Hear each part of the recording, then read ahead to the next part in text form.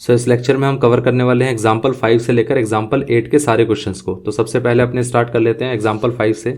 सो यहाँ पर हमारे पास एक क्वेश्चन दिया गया है, consider the number 4 raised to power n where n is a natural number.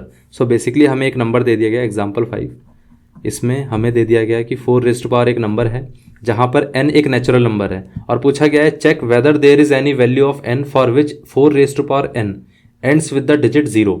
मतलब ये है कि ये जो नंबर है 4 रेज़्ड टू पावर n, किसी भी एक पर्टिकुलर n की वैल्यू से क्या ऐसा पॉसिबल हो सकता है कि ये कभी एंड करे 0 से।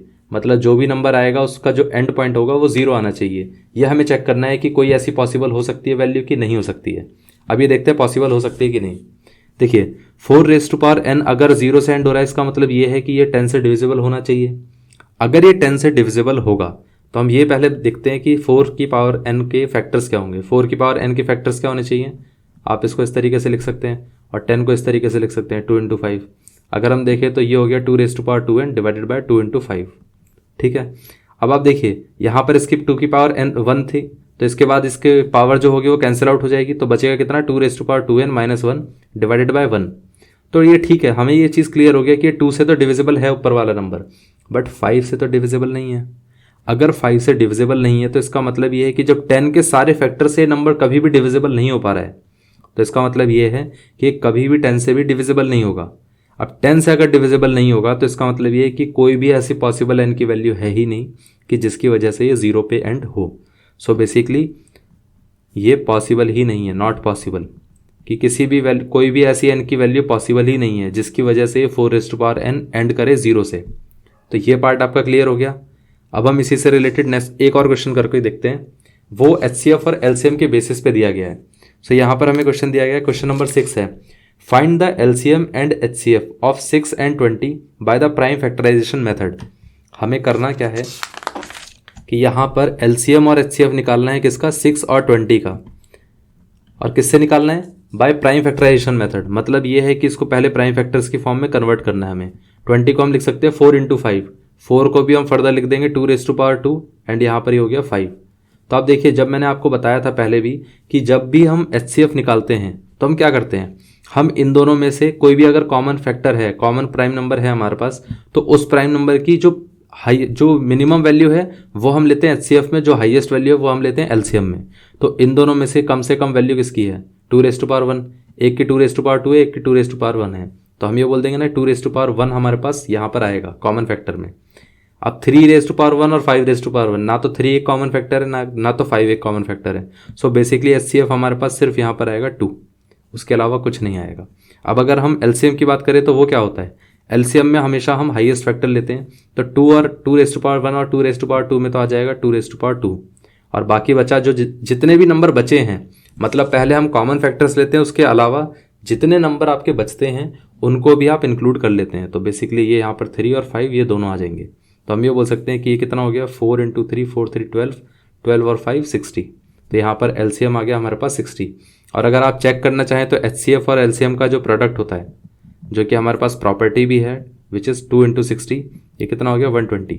तो यही हमारे पास प्रॉपर्टी भी है कि कोई भी अगर HCF और LCM 2 नंबर का होगा तो उन दोनों नंबर्स का HCF LCM का जो प्रोडक्ट होगा वही उन दोनों नंबर्स के प्रोडक्ट के बराबर होगा। वो यहाँ पर वेरीफाइड भी दिख रहा है, तो यहाँ पर हम वेरीफाई भी कर सकते हैं, लेकिन ऐसा कुछ कहा नहीं गया है कि आपको वेरीफाई करना है, बस मैं आपको बता रहा हूँ वेरीफाई करके। ठीक है, तो ये क्वेश्चन नंबर 6 क्लियर हो गया। अब हम क्वेश्चन नंबर 6 और 5 हमने कर लिया है, तो अब हम क्वेश्चन नंबर 7 पे आ जाते हैं। यहाँ क्वेश्चन नंबर 7 में दिया गया है, find the HCF of 96 and 404 by the prime factorisation method and hence find their LCM। ठीक है, तो हम क्या करते हैं, पहले तो इसका HCF निकालते हैं। सो 7 एग्जाम्पल नंबर 7, इन्होंने क्या कहा है कि HCF निकालिए इसका किसका, 96 और 404 का। सो बेसिकली 96 के जो कॉमन फैक्टर्स हैं वो हम देख लेते हैं कितने होंगे। अगर आप 96 को लिखेंगे तो इसको इस तरीके से लिख सकते हैं 4 इंटू 24। ठीक है, तो ये हो जाएगा हमारे पास 4 इंटू 24। फिर इसको फर्दर मैं डिवाइड कर सकता हूँ, ये तो 4 को हम लिख दिया 2 रेज़्ड टू पावर 2। 24 को हम क्या लिख सकते हैं, 4 इंटू 6, तो हम इसको इस तरीके से ही बोल सकते हैं कि ये हो गया 2 raised to power 2 into 2 raised to power 2 into 2 into 3। So ultimately ये आंसर कितना आएगा हमारे पास, ये पावर्स अगर सारी ऐड करोगे तो आपके पास आ जाएगा 2 raised to power 5 3 raised to power 1, तो ये हो गया 96। अब 404 को हम देखते हैं कि 404 कैसे लिखा जाएगा, तो ये हो जाएगा 4 इंटू 101, राइट। अगर आप देखेंगे तो इसको हम बोल सकते हैं 2⁻² मल्टीप्लाइड बाय 101। इतना क्लियर हो गया। इसका मतलब ये है कि ये हमारे तो प्राइम फैक्टराइजेशन हो गए इसके। अब आप इसमें HCF की बात करेंगे तो वो कितना आएगा, हाईएस्ट कॉमन फैक्टर इसमें कितना आएगा।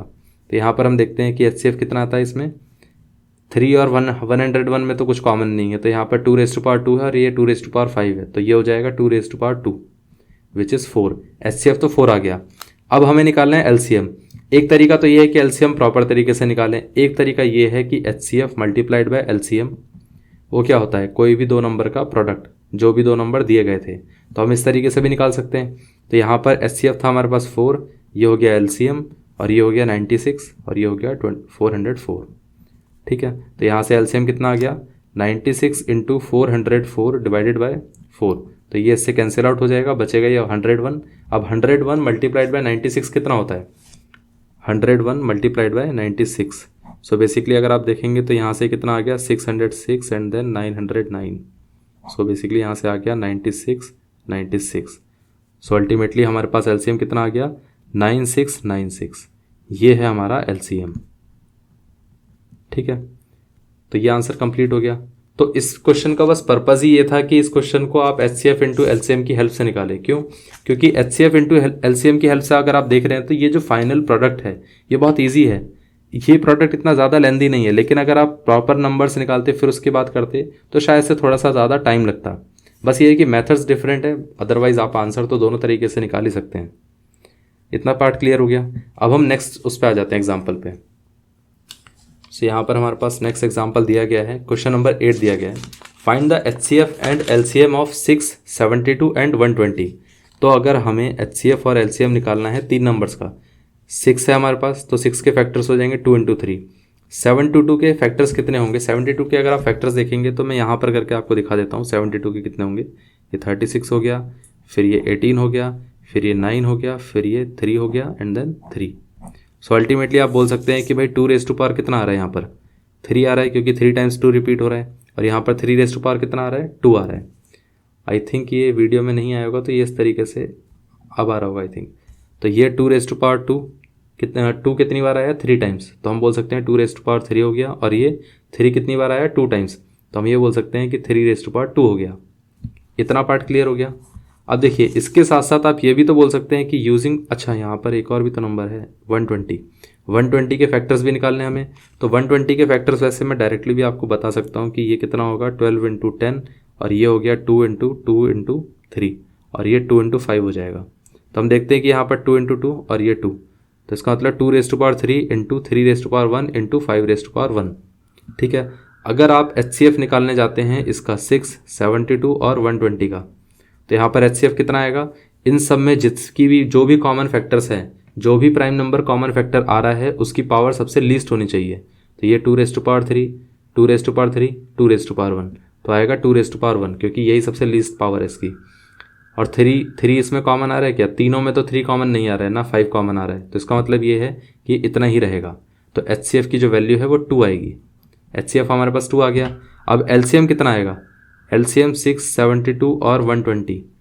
इन केसेस में HCF जब हम LCM निकालते हैं तो हम क्या करते हैं, जो कॉमन फैक्टर है उसमें जो हाईएस्ट पावर है पहले वो लेते हैं, फिर हम देखते हैं दूसरा वाला। अच्छा आई थिंक मैंने ये तो मिस ही कर दिया था, ये भी इसके अंदर, ये 2 नहीं होगा, ये 3 भी होगा, 3⁻1, और ये यहाँ पर 6 आएगा, 6 हाईएस्ट कॉमन फैक्टर आएगा, यहाँ पर 2 नहीं आएगा, ठीक है। ये 3 मैंने यहाँ पर व्यू ही नहीं किया, देखा ही नहीं। अब देखिए जब आप LCM निकालने जाते हैं तो ये 2⁻3 हो गया, इस कॉमन फैक्टर की तो आपने बात कर ली। सेकंड कॉमन फैक्टर की अगर आप बात करते हैं तो यहाँ 3⁻1, 3⁻2, 3⁻1, तो इसका मतलब हाईएस्ट पावर 3⁻2 हो गया। 5 यहाँ पर है नहीं तो हम 5 यहाँ पर लिख देंगे, क्योंकि जब भी हम कॉमन फैक्टर्स लिखते हैं उसके साथ साथ जो बाकी का बचा है उसको भी इंक्लूड करते हैं।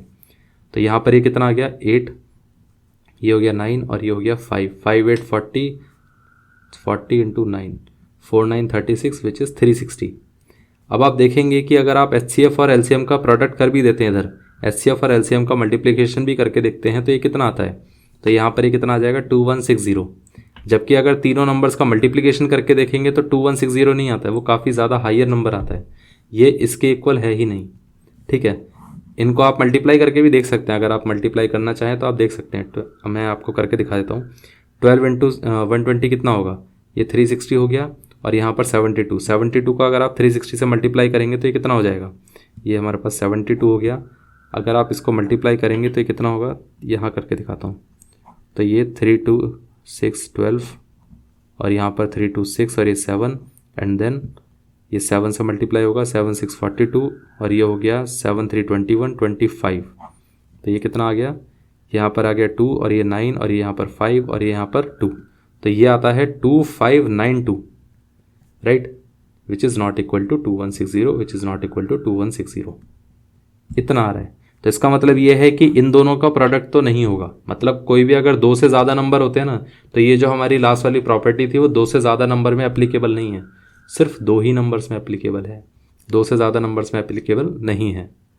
तो एग्जाम्पल्स हमारे क्लियर हो गए पूरे। अब हम नेक्स्ट लेक्चर में डिस्कस करने वाले हैं एक्सरसाइज 1.2 को।